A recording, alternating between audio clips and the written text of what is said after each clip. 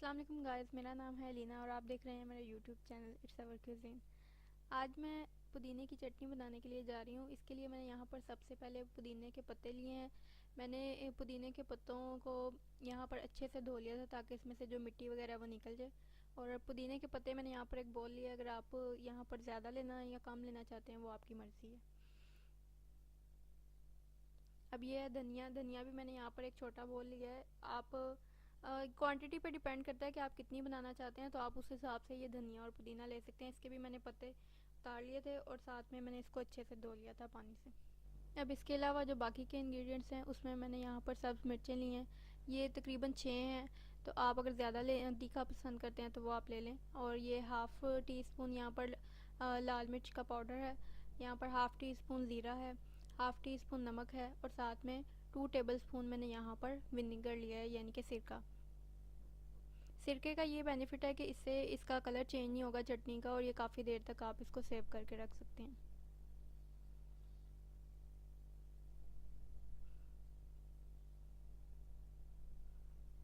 अब यहाँ पर मैंने एक ब्लेंडर लिया है, उसमें मैं एक एक करके सारी चीज़ें डालती जाऊँगी। सबसे पहले मैंने यहाँ पर पुदीने के पत्ते इसमें डाले हैं।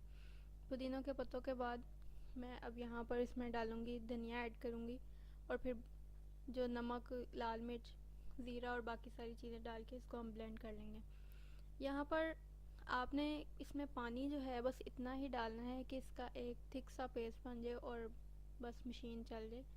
और आपने इससे ज़्यादा पानी नहीं लेना, वरना ये बहुत ही पतला सा इसका पेस्ट बनेगा। मिर्चें कम या ज़्यादा आपकी अपनी मर्ज़ी है। मैंने यहाँ पर जितनी 6 से 7 तकरीबन बड़ी मिर्चें ली हैं।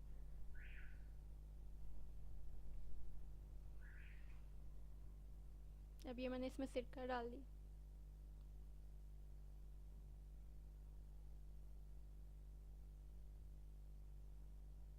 पुदीने की चटनी बहुत सी चीज़ों में इस्तेमाल होती है, जैसे कि दही बड़ों में, और उसके अलावा जो मैंने यहाँ पर चना चाट बनाई थी उसमें भी मैंने इसको यूज़ किया था। इसके अलावा आप रायता बनाएं हैं तो उसमें भी ये आप इस्तेमाल कर सकते हैं। चना चाट की रेसिपी का भी लिंक आ रहा होगा, आप उस लिंक पर क्लिक करें और ताकि आप देख सकें कि मैंने चना चाट किस तरह बनाई है।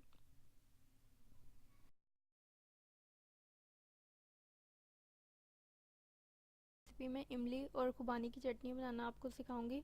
वो भी इसके साथ ही मोस्टली यूज़ होती है। और उसके अलावा ये दही बल्लों में भी इमली और खुबानी की चटनी इस्तेमाल की जाती है, जैसे फ्रूट सैलेड वगैरह में। ये मैंने ब्लेंड कर लिया है और ये देखें इसका ये एक थिक सा पेस्ट बन गया। और अब मैं इसको बाउल में निकाल लूँगी और इसको बहुत सी चीज़ों में यूज़ किया जा सकता है।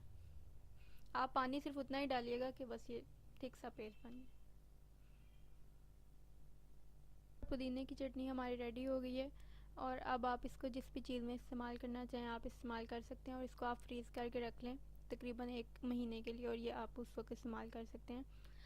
और अगर आपने अभी तक मेरे चैनल को सब्सक्राइब नहीं किया तो आप मेरे चैनल को सब्सक्राइब करें और बेल आइकन को प्रेस करें, क्योंकि इस तरह आपको मेरी वीडियोस के बारे में नोटिफिकेशन मिलता रहेगा, और मैं इसी तरह की इजी रेसिपीज़ रोज़ हर हफ्ते लाती रहती हूँ। Thanks for watching my video. अल्लाह हाफ़िज़।